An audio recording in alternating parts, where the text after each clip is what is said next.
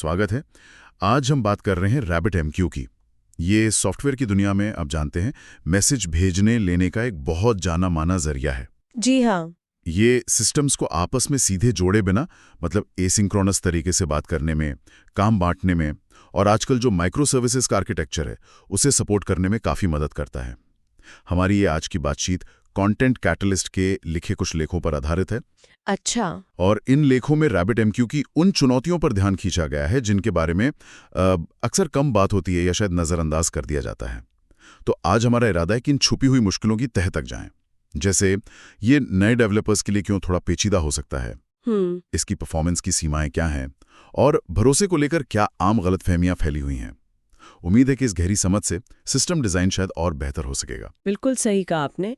ये सिर्फ एक टेक्निकल एनालिसिस नहीं है, बल्कि ये समझने की कोशिश है कि कैसे जो सबसे ज़्यादा इस्तेमाल होने वाले पसंदीदा उपकरण हैं उनमें भी ऐसी परतें होती हैं जिन्हें समझना बहुत ज़रूरी है, खासकर तब जब हम ऐसे सिस्टम्स बनाना चाहते हैं जो मजबूत हों, भरोसेमंद हों और लंबे समय तक बिना दिक्कत के चलें। तो ठीक है, चलिए फिर शुरू करते हैं। सबसे पहले इसी पे आते हैं कि आखिर क्यों नए डेवलपर्स के लिए RabbitMQ को समझना और इस्तेमाल करना इतना मुश्किल साबित हो सकता है। लेखों में इस बात पर जोर दिया गया है कि RabbitMQ को पहली बार सेटअप करना ही वो अपने आप में एक चैलेंज हो सकता है। हाँ, ये तो है। चाहे आप इसे विंडोज पर करें, लिनक्स पर या क्लाउड पर, बहुत सारी निर्भरताएं होती हैं, मतलब डिपेंडेंसीज। जी, जैसे सही Erlang वर्जन होना चाहिए। हाँ बिल्कुल, और फिर सिस्टम की परमिशन सेट करनी पड़ती है ताकि RabbitMQ ठीक से चल सके, फाइलों तक पहुंच सके। ये शुरुआती कदम ही कई बार डेवलपर्स को घंटों उलझा सकते हैं। और इसमें एक छोटी सी चूक भी बड़े सिरदर्द का कारण बन सकती है। सही कहा। मिसाल के तौर पर अगर वो Erlang का वर्जन मेल नहीं खाता या मान लीजिए ज़रूरी पोर्ट ब्लॉक है तो इंस्टॉलेशन फेल हो सकता है या ब्रोकर शायद शुरू ही ना हो। और अगर अनुमतियां परमिशंस ठीक नहीं है तो हो सकता है RabbitMQ अपनी ज़रूरी फाइलें पढ़े या लिख ही ना पाए। तो उससे डेटा लॉस का भी खतरा है। बिल्कुल। और नतीजा, आपकी क्यूज अचानक काम करना बंद कर सकती हैं, मैसेज आगे नहीं बढ़ेंगे, सिस्टम के हिस्सों के बीच कनेक्शन टूट सकते हैं और सबसे खराब हालत में आपके ज़रूरी बिजनेस संदेश वो हमेशा के लिए खो सकते हैं। ओह बाप रे। और इन शुरुआती सेटअप की दिक्कतों को ढूंढना और ठीक करना भी मुश्किल होता है क्योंकि एरर मैसेज हमेशा उतने साफ नहीं होते। हाँ, और ये तो सिर्फ इंस्टॉलेशन की बात हुई। एक और दिलचस्प पहलू जो लेखों में सामने आया है वो ये कि RabbitMQ इस्तेमाल करने वाले से ये उम्मीद रखता है कि उसे मैसेजिंग के जो बुनियादी सिद्धांत हैं, जो पैटर्न्स हैं, उनकी पहले से अच्छी समझ हो। हाँ, ये बहुत ज़रूरी है। ये बात नए लोगों के लिए एक तरह की दीवार खड़ी कर देती है। उन्हें पता होना चाहिए कि एक्सचेंज क्या है, क्यों क्या है, बाइंडिंग क्या है और ये तीनों मिलकर काम कैसे करते हैं। बिल्कुल। देखिए, एक्सचेंज एक तरह का पोस्ट ऑफिस है जहां संदेश आते हैं। ठीक है। कतारें वो मेल बॉक्स हैं जहां संदेश इंतजार करते हैं और बाइंडिंग वो नियम है जो बताते हैं कि किस पोस्ट ऑफिस से किस मेल बॉक्स में चिट्ठी जाएगी। अच्छा। अब सोचिए, अगर आपने रूटिंग की जो चिट्ठी पर लिखे पते जैसी है गलत दे दी या एक्सचेंज का टाइप गलत चुन लिया, जैसे डायरेक्ट, टॉपिक, फैन आउट होते हैं, या फिर बाइंडिंग ही सही से नहीं की, तो क्या होगा? तो संदेश या तो गलत जगह पहुंचेंगे। हाँ, गलत कतार में जहां उन्हें कोई सुनने वाला नहीं, या फिर वो कहीं पहुंचेंगे ही नहीं, हवा में गायब। बिल्कुल। और नतीजा ये होगा कि आपका पूरा का पूरा बिजनेस वर्कफ्लो वो ठप पड़ सकता है। ऑर्डर प्रोसेसिंग रुक सकती है, यूजर नोटिफिकेशंस नहीं जाएंगे, सिस्टम के अलग अलग हिस्से एक दूसरे से बात करना बंद कर देंगे। समझ गया। इसी वजह से खासकर उन डेवलपर्स के लिए जो अभी सीख रहे हैं या छात्रों के लिए ये पूरी सीखने की प्रक्रिया काफ़ी कठिन और निराशाजनक महसूस हो सकती है। लेख ये बताते हैं कि बिना सही मार्गदर्शन के या किसी अनुभवी साथी की मदद के बिना इन कॉन्सेप्ट्स को समझना और पहली बार में ही सही तरीके से लागू करना चुनौतीपूर्ण हो जाता है। इससे न सिर्फ प्रोजेक्ट में देरी होती है बल्कि कई बार वो शुरुआती उत्साह भी ठंडा पड़ जाता है। लोग सोचने लगते हैं कि शायद ये टूल उनके लिए है ही नहीं। अच्छा, तो सेटअप और शुरुआती समझ की जटिलताओं के बाद अब थोड़ा प्रदर्शन यानी परफॉर्मेंस की बात करते हैं।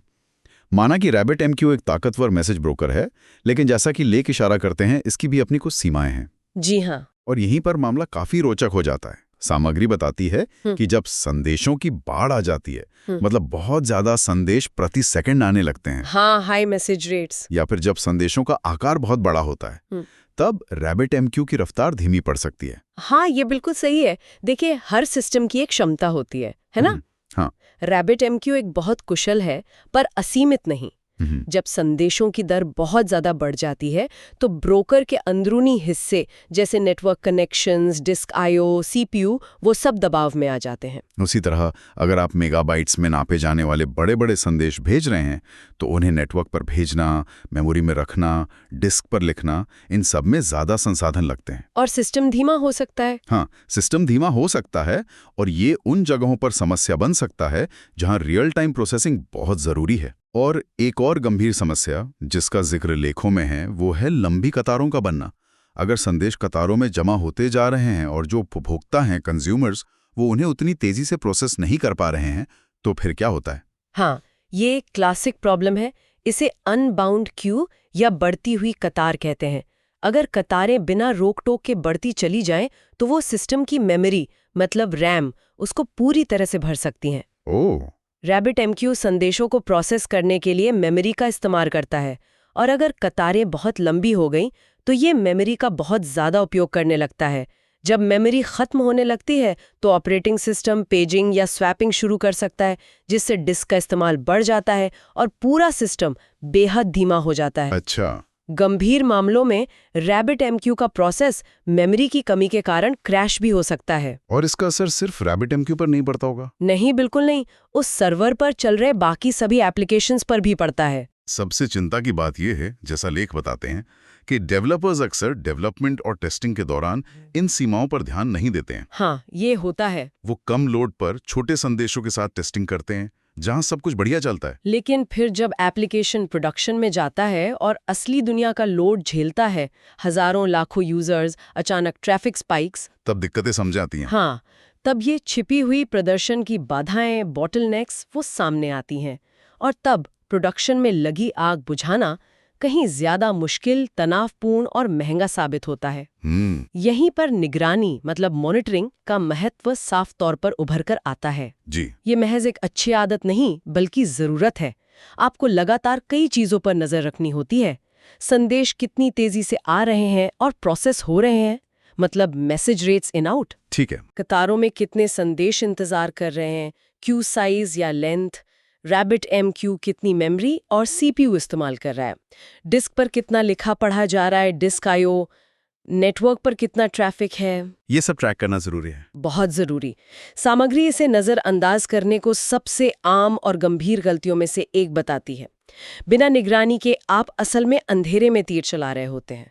आपको पता ही नहीं चलता कि सिस्टम कब अपनी सीमा के करीब पहुंच रहा है। सही बात है। और जब अचानक प्रदर्शन गिरने लगता है या सिस्टम बैठ जाता है तो आपको कारण समझने में ही घंटों लग सकते हैं, क्योंकि आपके पास कोई पिछला डेटा या ट्रेंड नहीं होता। प्रभावी निगरानी आपको समस्या बनने से पहले ही चेतावनी दे सकती है। चलिए अब एक और अहम मुद्दे पर आते हैं, विश्वसनीयता यानी रिलायबिलिटी। जरा इस पहलू को थोड़ा और खोलते हैं। एक बहुत आम धारणा है, खासकर उन लोगों में जो RabbitMQ के साथ नए हैं, कि बस इसे इंस्टॉल कर दो और ये जादू की तरह काम करेगा। हाँ, ऐसा सोचते हैं लोग। संदेश कभी खोएंगे नहीं, हमेशा सही जगह पहुंचेंगे। लेकिन लेख इस धारणा को चुनौती देते हैं और बताते हैं कि हकीकत काफी अलग है। हाँ, ये इंस्टॉल करो और भूल जाओ वाली सोच काफी खतरनाक हो सकती है। RabbitMQ विश्वसनीयता हासिल करने के लिए कई शक्तिशाली सुविधाएं देता है, लेकिन उन्हें समझना और सही ढंग से कॉन्फ़िगर करना वो आपकी जिम्मेदारी है। वो अपने आप नहीं होता। बिल्कुल नहीं।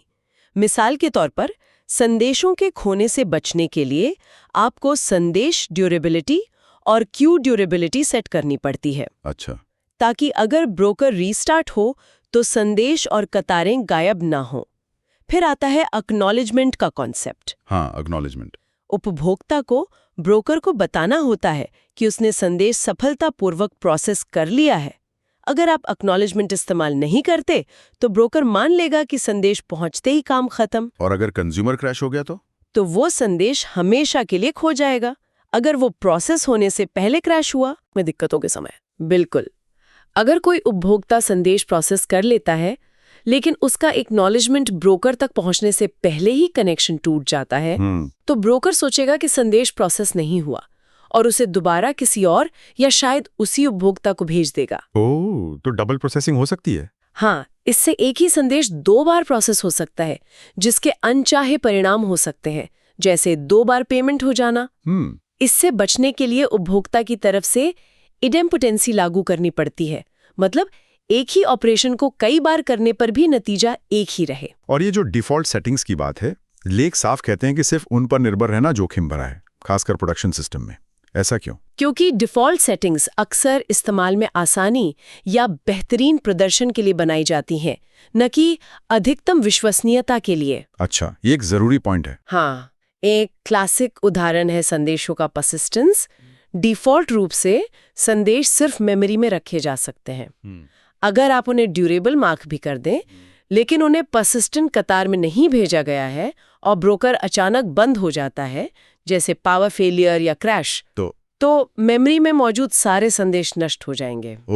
विश्वसनीयता के लिए आपको संदेशों को पर्सिस्टेंट मार्क करना होगा और उन्हें ड्यूरेबल कतार में भेजना होगा ताकि वो डिस्क पर लिखे जा सकें। इससे प्रदर्शन पर असर पड़ता है? हाँ, ये प्रदर्शन को थोड़ा धीमा करता है, लेकिन डेटा सुरक्षा के लिए जरूरी है। डिफ़ॉल्ट पर भरोसा करने का मतलब है अनजाने में डेटा खोने का जोखिम उठाना। तो विश्वसनीयता के लिए सिर्फ कोड में बदलाव काफी नहीं है, बल्कि RabbitMQ की अंदरूनी बनावट और कॉन्फ़िगरेशन को समझना बहुत जरूरी है। निश्चित रूप से। अगर हम इसे बड़ी तस्वीर में देखें, तो प्रोडक्शन वातावरण में RabbitMQ को भरोसेमंद तरीके से चलाने के लिए durability, persistence, acknowledgement mode auto बना मैनुअल और शायद सबसे महत्वपूर्ण क्लस्टरिंग और फेल ओवर जैसी अवधारणाओं को गहराई से समझना अनिवार्य है। क्लस्टरिंग मतलब? क्लस्टरिंग से आप कई RabbitMQ नोड्स को मिलाकर एक लॉजिकल ब्रोकर बना सकते हैं। इससे लोड भी बढ़ता है और अगर एक नोड फेल हो जाए तो दूसरा काम संभाल सकता है, मतलब हाई अवेलेबिलिटी मिलती है। समझ गया। ये सब सेटअप और मैनेज करना पड़ता है। ये कोई set it and forget it tool नहीं है। इसे लगातार ध्यान, रख रखाव, निगरानी और गहरी समझ की जरूरत होती है ताकि ये वाकई में आपके सिस्टम की रीढ़ बन सके। तो अब तक हमने चुनौतियों की बात की, शुरुआती जटिलता, प्रदर्शन की सीमाएं और विश्वसनीयता से जुड़ी गलतफहमियां। अब सवाल ही उठता है कि इन चुनौतियों से निपटा कैसे जाए। अच्छी बात यह है कि लेख कुछ व्यवहारिक रणनीतियां भी सुझाते हैं।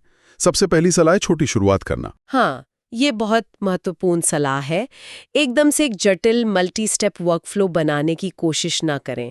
पहले बुनियादी चीज़ों पर ध्यान केंद्रित करें। एक साधारण पब्लिशर और एक कंज्यूमर बनाएं।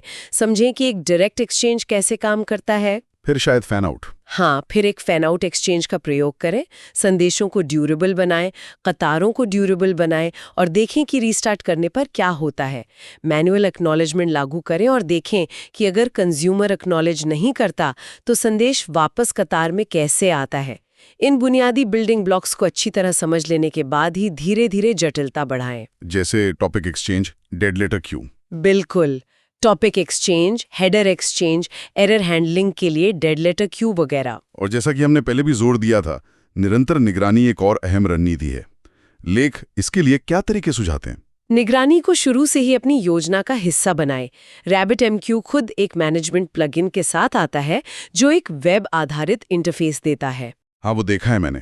उसमें आप कतारें, कनेक्शंस, चैनल्स, मेमोरी उपयोग वगैरह देख सकते हैं। ये शुरुआत के लिए अच्छा है, लेकिन बड़े पैमाने पर या प्रोडक्शन के लिए आपको ज्यादा मजबूत समाधानों की जरूरत होगी। जैसे लेख प्रोमीथियस और ग्राफाना जैसे ओपन सोर्स टूल के संयोजन का उल्लेख करते हैं। ये मैट्रिक्स इकट्ठा करने और उन्हें विजुअलाइज करने के लिए बहुत लोकप्रिय है। अच्छा। या फिर डेटाडॉग, डायनाट्रेस जैसे कमर्शियल APM समाधान भी हैं जो RabbitMQ के साथ इंटीग्रेट होते हैं। महत्वपूर्ण ये है कि आप अलर्ट सेट करें, जैसे कतार की लंबाई एक सीमा से ज्यादा हो जाए या मेमोरी उपयोग खतरनाक स्तर पर पहुंच जाए, ताकि समस्या बढ़ने से पहले पता चल जाए। बिल्कुल, ताकि समस्या गंभीर होने से पहले आपको पता चल जाए। जैसे हमने अनबाउंड क्यू प्रॉब्लम की बात की थी, नियमित निगरानी से आप उसे बनने से पहले ही पहचान सकते हैं और फिर एक्शन ले सकते हैं, जैसे और कंज्यूमर जोड़ना। हाँ, या पब्लिशर की रफ्तार कम करना या जो भी जरूरी हो। और उन सिस्टम्स के लिए क्या जहां संदेशों की मात्रा बहुत ज्यादा होती है, हाई वॉल्यूम, वहां प्रदर्शन को कैसे बेहतर बनाया जा सकता है? उच्च मात्रा वाले सिस्टम के लिए आपको शायद RabbitMQ को ट्यून करने की जरूरत पड़ेगी। ये कई स्तरों पर हो सकता है। ऑपरेटिंग सिस्टम के स्तर पर नेटवर्क सेटिंग्स जैसे TCP बफर साइज या फाइल डिस्क्रिप्टर लिमिट बढ़ानी पड़ सकती है। अच्छा। एयरलैंग VM जिस पर RabbitMQ चलता है उसकी अपनी ट्यूनिंग होती है और फिर RabbitMQ की अपनी कॉन्फ़िगरेशन सेटिंग्स हैं, जैसे प्रीफेच काउंट एडजस्ट करना। ताकि कंज्यूमर एक बार में कितने संदेश ले सकें। बिल्कुल। इसके अलावा जैसा हमने पहले कहा, क्लस्टरिंग लोड को कई नोड्स में बांटने में मदद करती है। अगर क्लस्टरिंग भी काफ़ी ना हो तो शार्डिंग जैसी तकनीकों पर विचार किया जा सकता है, जहां डेटा को लॉजिकली कई अलग-अलग ब्रोकरों या क्लस्टरों में बांटा जाता है। ठीक है। और कभी-कभी सही टूल चुनना भी ज़रूरी होता है। अगर आपका मुख्य काम लॉग्स या इवेंट्स की स्ट्रीमिंग है, जहां बहुत ज़्यादा थ्रूपुट चाहिए और संदेशों का क्रम बनाए रखना महत्वपूर्ण है, तो शायद Apache Kafka एक बेहतर विकल्प हो सकता है। अगर आपको अल्ट्रा लो लेटेंसी और हाई थ्रूपुट चाहिए तो नेट्स जैसे विकल्प भी मौजूद हैं। लेकिन सुझाव देते हैं कि आंख बंद करके सिर्फ RabbitMQ का इस्तेमाल करने के बजाय अपनी विशेष जरूरत के हिसाब से सही मैसेज ब्रोकर का चुनाव करें। बिल्कुल। और एक आखिरी रणनीति जो लेखों में बताई गई है वो है ज्ञान और समुदाय का लाभ उठाना। हाँ, ये अक्सर नजरअंदाज कर दिया जाता है। RabbitMQ का डॉक्यूमेंटेशन काफी विस्तृत है, उसे पढ़ें। हाँ, ऑनलाइन ढेरों ट्यूटोरियल और ब्लॉग पोस्ट मौजूद हैं। हाँ, वो तो है। और सामुदायिक मंच जैसे स्टैक ओवरफ्लो, रेडिट के RabbitMQ सबरेडिट या आधिकारिक RabbitMQ मेलिंग लिस्ट, ये बहुत मूल्यवान संसाधन है। वहां आप अपने सवाल पूछ सकते हैं, दूसरों के अनुभवों से सीख सकते हैं और आम गलतियों से बच सकते हैं। वो पहले ही किसी ने हल कर ली होती है। बिल्कुल, उसका समाधान वहां मिल सकता है। दिलचस्प बात यह है कि लेख इन तमाम चुनौतियों और मुश्किलों को सिर्फ कमियों के तौर पर नहीं देखते, बल्कि वो इन्हें सीखने और आगे बढ़ने के अवसरों के रूप में प्रस्तुत करते हैं। ये नजरिया काफी सकारात्मक है। बिल्कुल, यही इन लेखों का एक महत्वपूर्ण संदेश है। जो डेवलपर्स या टीमें इन चुनौतियों का सामना करती हैं, सेटअप की बारीकियों को समझती हैं, प्रदर्शन को ऑप्टिमाइज करने के तरीके सीखती हैं, विश्वसनीयता और फॉल्ट टॉलरेंस को सुनिश्चित करने के लिए मेहनत करती हैं। फॉल्ट टॉलरेंस यानी सिस्टम के कुछ हिस्सों के फेल होने पर भी काम जारी रखने की क्षमता। हाँ, बिल्कुल। जो ये सब करते हैं वे ही वास्तव में मजबूत, भरोसेमंद और जरूरत पड़ने पर आसानी से स्केल किए जा सकने वाले मैसेजिंग सिस्टम बना पाते हैं। हर चुनौती जो आप पार करते हैं वो आपकी समझ को गहरा करती है और आपको एक बेहतर इंजीनियर बनाती है। तो इस सब का मतलब क्या निकलता है? शायद ये कि इन छिपी हुई चुनौतियों को नजरअंदाज करने या उनसे डरने के बजाय उन्हें समझना और उन पर काम करना जरूरी है। जी हाँ। ऐसा करके ही हम RabbitMQ को एक ऐसे नाजुक सेटअप जो कभी भी धोखा दे सकता है से बदलकर एक ऐसे मजबूत प्रोडक्शन तैयार साथी में बदल सकते हैं जिस पर हम भरोसा कर सकें। सही कहा। ये सिर्फ टूल का इस्तेमाल करना नहीं है, बल्कि उसे सही मायने में साधना या मास्टर करना है। तो आज हमने RabbitMQ की कुछ उन चुनौतियों पर गहराई से बात की जिन पर अक्सर पर्दा पड़ा रहता है। नए लोगों के लिए इसकी शुरुआती जटिलता, प्रदर्शन की वो सीमाएं जो प्रोडक्शन में सिरदर्द बन सकती हैं, विश्वसनीयता को लेकर फैली आम गलतफहमियां, और हाँ, इन सब से निपटने के लिए व्यवहारिक रणनीतियां भी हमने जानी। और ये पूरी चर्चा एक ज्यादा बड़ा और महत्वपूर्ण सवाल खड़ा करती है ना? वो क्या? क्या किसी भी शक्तिशाली उपकरण, चाहे वो RabbitMQ हो, कोई डेटाबेस हो या कोई प्रोग्रामिंग फ्रेमवर्क, की असली महारत सिर्फ उसकी क्षमताओं और फीचर्स को जानने में है, या फिर उसकी सीमाओं, उसकी चुनौतियों और उसकी बारीकियों को गहराई से समझने और उन पर विजय पाने में निहित है? बहुत खूब कहा। ये सवाल सिर्फ RabbitMQ तक ही सीमित नहीं है, बल्कि तकनीक की दुनिया में हम जो भी उपकरण अपनाते हैं उन सभी पर लागू होता है। शायद असली विशेषज्ञता चुनौतियों को स्वीकार करने, उनसे सीखने और उन्हें पार करने में ही है। ये सोचने पर मजबूर करता है, नहीं? बिल्कुल सही कहा। किसी विचार के साथ आज की ये चर्चा यही समाप्त करते हैं।